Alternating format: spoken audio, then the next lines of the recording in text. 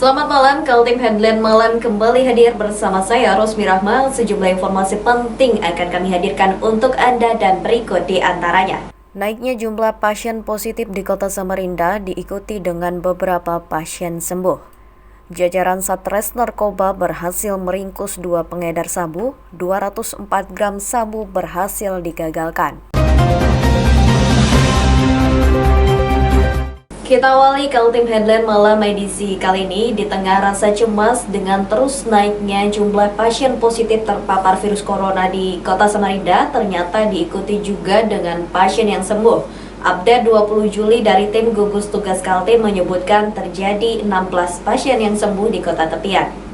Jerih payah tim medis di Kota Samarinda menyembuhkan pasien positif terpapar virus membuahkan hasil. Kabar gembira datang pada update 20 Juli yang menyebut ada 16 pasien positif yang dibolehkan pulang karena sudah sembuh. 16 pasien sembuh di Kota Samarinda adalah pasien yang telah dirawat sejak tanggal 8 dan 9 Juli 2020 lalu.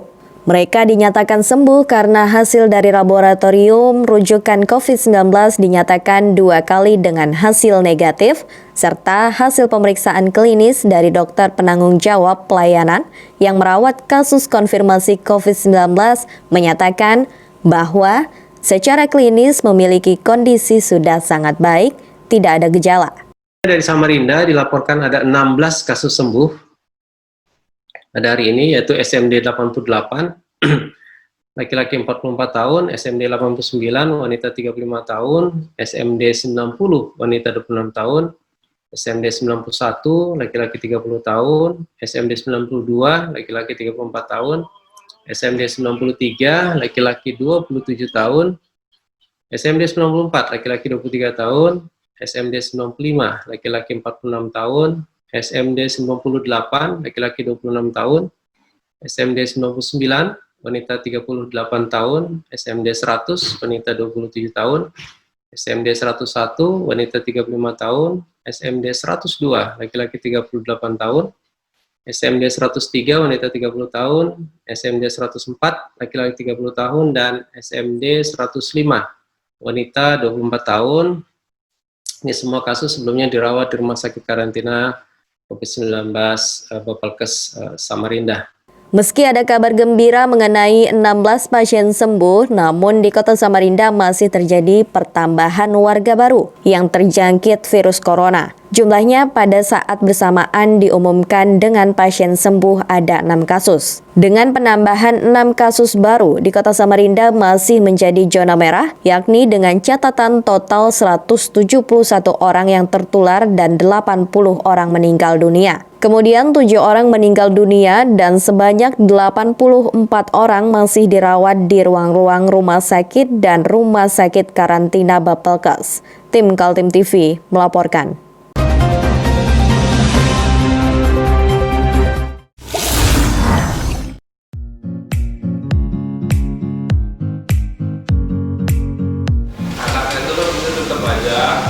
Cara mudah beriklan digital di Kaltim TV.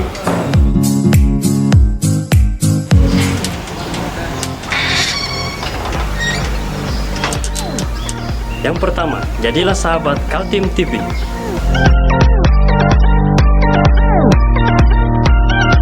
Dengan Rp1.000.000, para sahabat mendapat 20 kali tayang di slot berita kamu.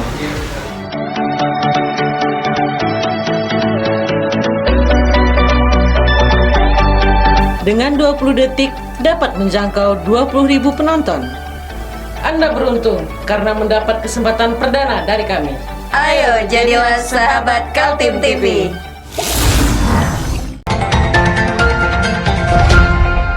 Unit Perlindungan Perempuan dan Anak Polresta Samarinda mengamankan tersangka RS dengan tuduhan melakukan hubungan seksual dengan perempuan di bawah umur. Tersangka kini ditahan setelah diadukan pihak orang tua korban. Berikut informasinya. Kepada wartawan yang menemui di Mapolresta Samarinda, tersangka RS mengaku hubungan seksual yang dilakukan terhadap perempuan di bawah umur itu atas dasar suka sama suka. Dia mengaku tidak pernah memaksa melakukan hubungan asusila itu. Kabur memang sih. Kaburnya ke kamu. Lain. Ke kumpulan anak orang bondeng itu. Lantas kamu gimana caranya sama dia? Ya saya dekati. Kirim lagi nih. Daripada dia ngumpul sama orang bondeng kan. Jadi saya bawa dia minta tolong, kita carikan tempat tidur. Saya kasihkan tempat tidur di tempat kakak saya. Iya, tapi kan saya ngomong Sekitar di situ ada setengah bulan. Baru dia pindah lagi penginapan. Kamu gituin itu cewek, dia mau? Dia sendiri yang mau duluan. saya ngomong Awal pertemuan tersangka dengan perempuan itu di tempat kumpul anak-anak motor. Perempuan itu kabur dari rumahnya karena merasa kasihan dibawa ke tempat kos-kosan kakak tersangka di Samarinda seberang. Dari sanalah terjadinya perbuatan asusila itu. Menurut tersangka, pihak orang tua perempuan itu dan orang tua tersangka sudah berusaha bertemu untuk menyelesaikan masalah itu, namun belakangan dia malah diadukan ke polisi. masih 14 tahun. Pelaku mau berapa izin Pak? Pelaku masuk usia 18 lewat lah. Berarti di bawah umur ini ya? Yang mana? Di bawah umur korbannya? Pekerjaan pelaku pelaku sehari ini bekerja sebagai pelaut. Kondisi korban Pak? Informasinya hamil atau seperti apa? Saat ini kondisi korban hamil sekitar 4 bulan atau 3 bulan. 3 bulan ya? Nah, untuk tepatnya nanti saya lihat hasil USG itu. Ada dugaan satu orang atau lebih? Atau cuma pelaku seorang doang? Pengakuan dari korban hanya 1. Oke, nggak usah lah. Giring aja anaknya, ditangkap. Tuduhan terhadap tersangka RS, dia sebagai pelaku yang membuat perempuan di bawah umur itu hamil 4 bulan. Tim Kaltim TV, Hardin melaporkan.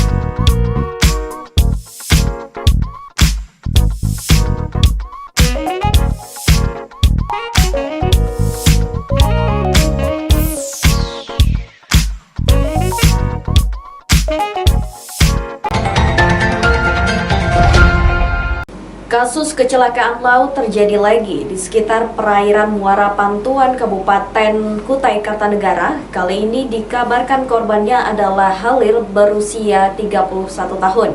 Dia adalah anak buah kapal Sumber Rejeki yang sedang berlayar dari Samarinda menuju Palu. Kejadian hilangnya seorang ABK Sumber Rejeki bernama Halil dikabarkan oleh Miswar, seorang keluarga korban yang sempat kontak telepon dengan korban. Kemudian, Miswar menyampaikan informasi itu sekitar jam 9 malam kepada tim Basarnas yang kemudian bergerak merespon. Kasih Operasi dan Siaga Kantor Pencarian dan Pertolongan Kelas A Balikpapan Oktavianto menjelaskan, diduga korban terjatuh dari kapal, namun baru disadari oleh awak kapal lainnya setelah kapal berlayar sejauh 29 mil melewati Muara Pantuan. Tim Rescue Pos Pencarian dan Pertolongan Kutai Timur sudah bergerak ke lokasi melakukan pencarian. Tim Rescue menggunakan RIB, Rigid Inflatable Boat, dengan 4 personel. Suar keluarga korban bahwa telah terjadi musibah pelayaran laka kapal MOP 1 orang ABK.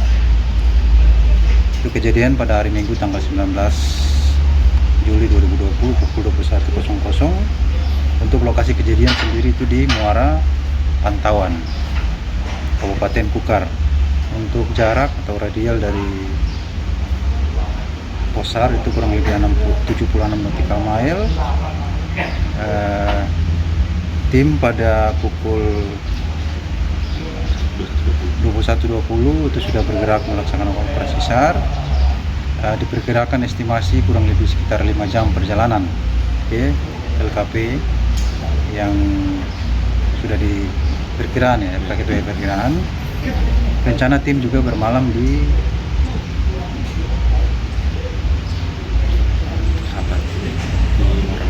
Muara Badak. Muara Badak itu posko ya, rencana posko di situ.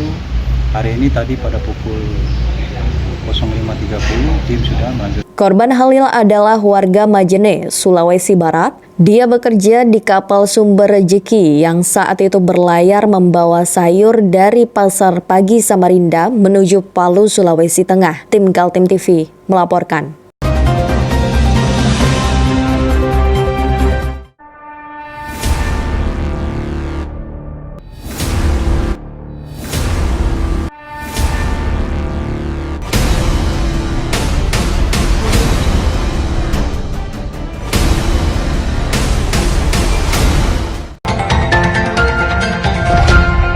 Kita beralih ke informasi selanjutnya. Jajaran Satres Narkoba Polresta Balikpapan berhasil meringkus 2 pengedar sabu di kawasan Gang Aman, Kelurahan Baru Tengah pada Rabu malam.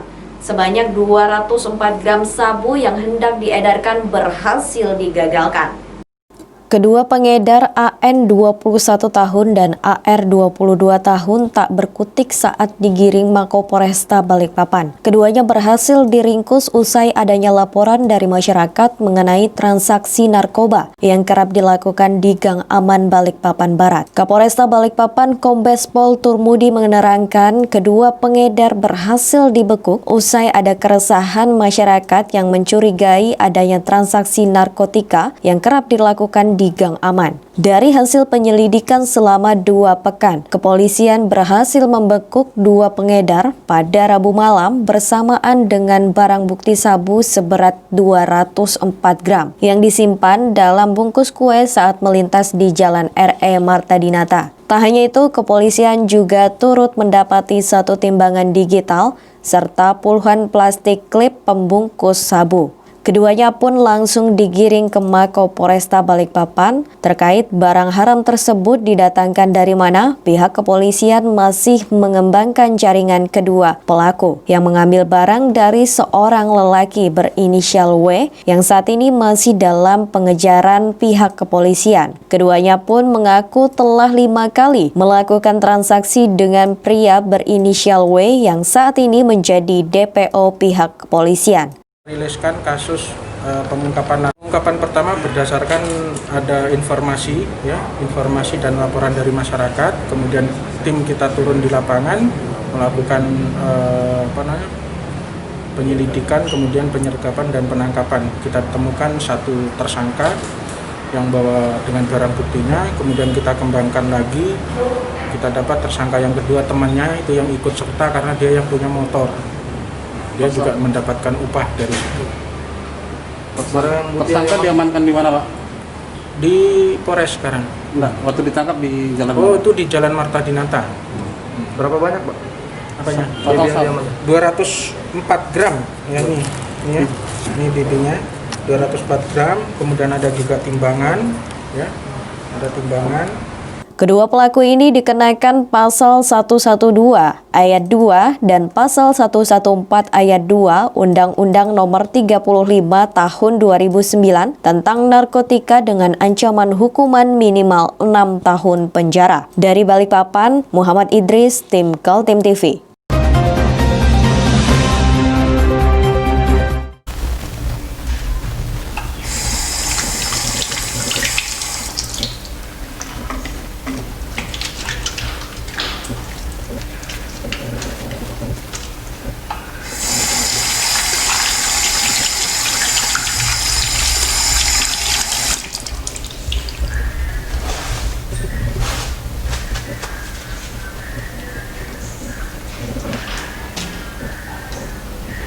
Meskipun di rumah saja, kita tetap selalu menjaga kesehatan, cuci tangan, menggunakan hand sanitizer. Ingat, mulailah dari diri sendiri. Unit Tipiter Satreskrim Polresta Balikpapan berhasil membekuk 1 pelaku pembuat konten pornografi berkedok foto model.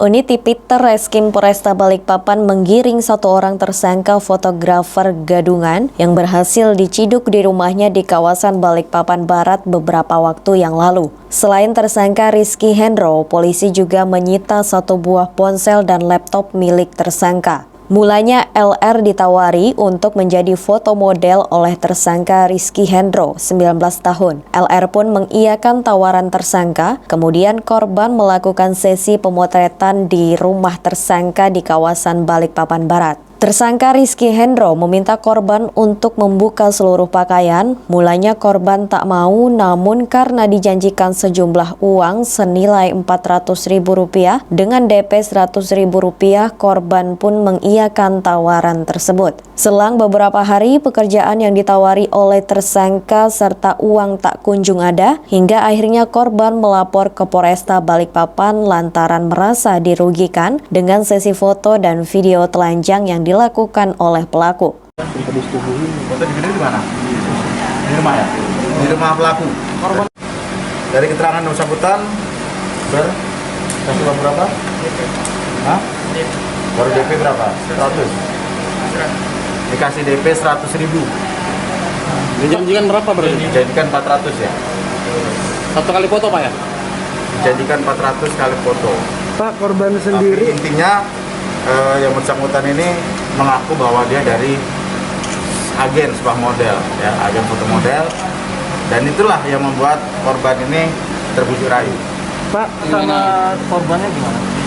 Hah? Ada bawa Mas, ngomong aja Mas. Masnya memang agen model kan? Iya, agen model bukan? Oh, bukan. Atas perbuatannya, pelaku disangkakan dengan pasal 29 yang berhubungan dengan pasal 4 ayat 1 atau pasal 35 junto pasal 9 Undang-Undang Nomor 44 Tahun 2008 tentang pornografi dan atau pasal 45 ayat 1 junto pasal 27 ayat 1 Undang-Undang Nomor 11 Tahun 2008 tentang ITE dengan ancaman hukuman 7 tahun penjara. Dari Balikpapan, Muhammad Idris, tim Kaltim TV.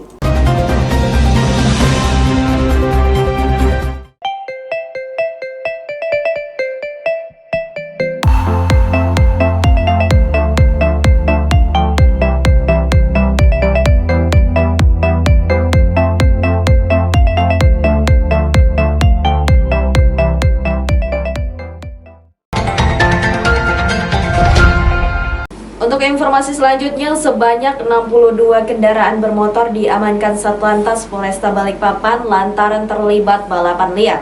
Selain ditilang, para remaja ini juga disanksi mendorong motor sejauh 3 km. Puluhan kendaraan diamankan Satuan Lalu Lintas Polresta Balikpapan pada Minggu malam lantaran terlibat balapan liar di kawasan Jalan Jenderal Sudirman, Balikpapan Tengah. Aksi balapan liar ini kerap dilakukan oleh para anak yang masih di bawah umur sehingga mengganggu pengguna jalan lainnya. Satuan Lalu Lintas memberikan efek jera kepada para pemilik 62 kendaraan. Selain memberikan sanksi tilang, para pengendara anak di bawah umur mendorong sepeda motornya dari Polsek kawasan Pelabuhan Semayang Balikpapan hingga Polresta Balikpapan dengan jarak sekitar 3 km. Kasat Lantas Polresta Balikpapan Kompol Irawan Setyono mengatakan operasi cipta kondisi yang dilakukan oleh Satlantas dan Sat Sabhara URC Polresta Balikpapan untuk menertibkan balapan liar yang kerap terjadi di kawasan Jalan Jenderal Sudirman. Dari 62 kendaraan ini, hanya 3 pengendara yang memiliki surat izin mengemudi. Malam ini kita melaksanakan CIPKON ya, cipta kondisi gabungan antara Satlantas Polresta Balikpapan dan unit Sabara juga, Sabara Polresta Balikpapan melaksanakan kegiatan CIPKON terkait dengan keramaian masyarakat di malam minggu di wilayah Kota Balikpapan, di mana sering kita mendapatkan laporan masyarakat masyarakat terkait anak-anak di bawah umur yang melakukan kebut-kebutan di jalan raya. Ini kita mendapat informasi bahwasanya setiap malam Minggu maupun malam Kamis itu sering terjadi anak-anak yang kebut-kebutan di jalan raya yang sangat meresahkan masyarakat, yang sangat memprihatinkan sekali. Untuk itu kita mengambil tindakan dengan kegiatan represif untuk mengamankan sejumlah hari ini 62 kendaraan atau sepeda motor yang sudah kita datakan. Dari sekian banyak 62 pengemudi itu kurang lebih hanya 4 orang saja yang memiliki surat izin mengemudi ya. Para anak di bawah umur ini yang masih duduk di bangku sekolah dalam masa libur COVID-19 justru berkumpul tanpa memperhatikan protokol kesehatan dan lepas dari pengawasan orang tua. Dari Balikpapan, Muhammad Idris, tim Kaltim TV.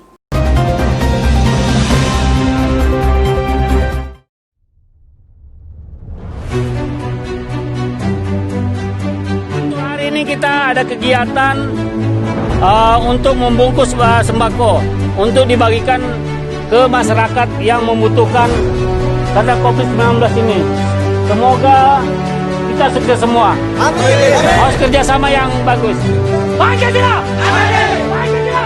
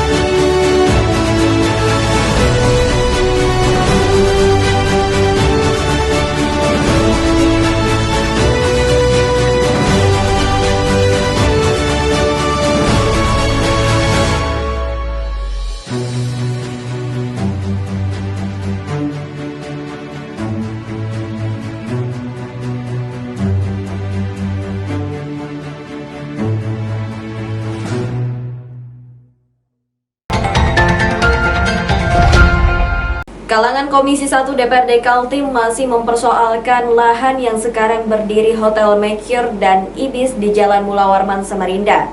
Kasus ini belum tuntas meski sudah bergulir di legislatif sejak periode 2009 hingga 2014 silam. Masyarakat Kota Samarinda masih ingat dengan Komplek Pinang Babaris di Jalan Mula Warman yang sekarang sudah berubah menjadi Hotel Bintang 5 dengan nama Mercure dan Ibis. Meski sudah ada bangunan megah, ternyata bagi anggota Komisi 1 DPRD Kaltim Yusuf Mustafa, lahannya masih dinilai bermasalah. Menurut kajian saya lihat itu, ini merupakan aset negara. Karena asal-usulnya dari sekolahan Cina.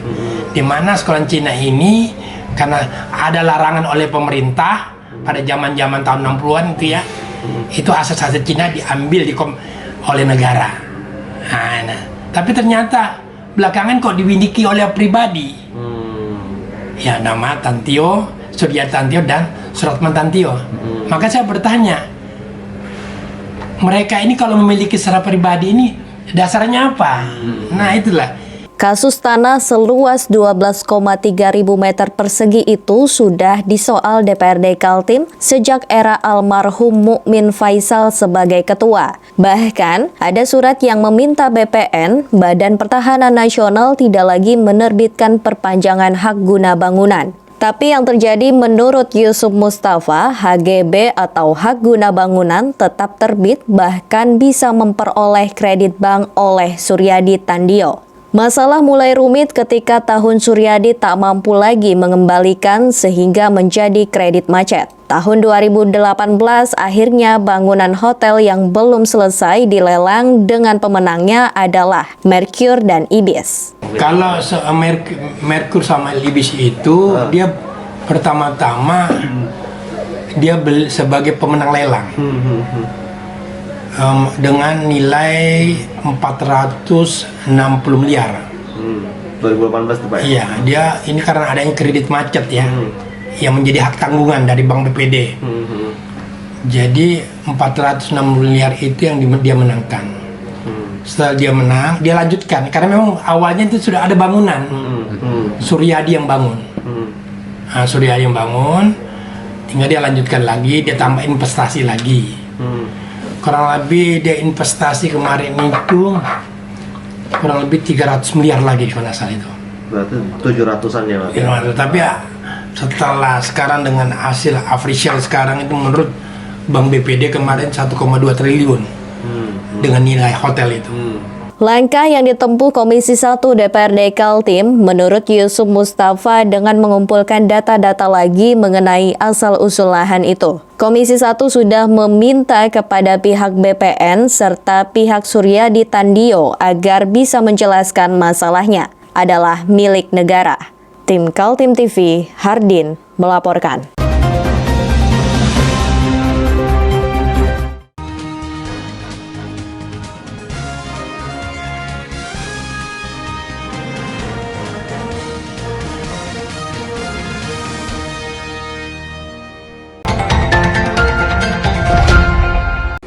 Demikian Kaltim Headline Malam edisi kali ini. Informasi lainnya dapat Anda simak melalui situs website kami www.kaltim.tv, channel YouTube dan fanpage Facebook Kaltim TV. Saya Rosmi Rahma bersama kerabat kerja yang bertugas pamit undur diri. Selamat malam dan sampai jumpa.